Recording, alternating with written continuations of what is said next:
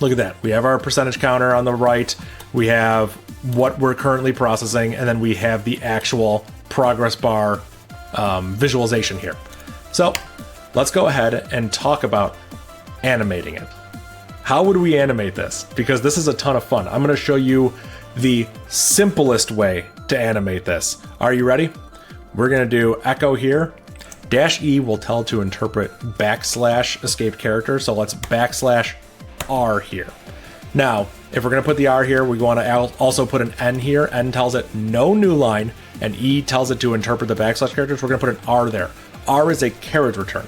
This is effectively moving the cursor back to the beginning of the line without overwriting the line. So what does that mean? Get ready for this.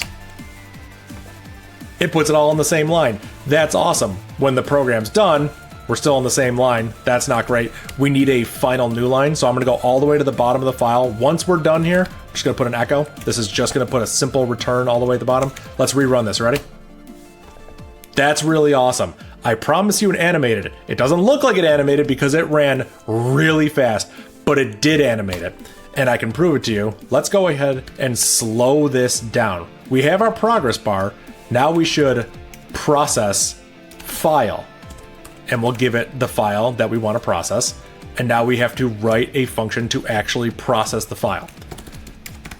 So we have a function here called process file. We'll take the file as the first argument. And this is our function that will actually do something.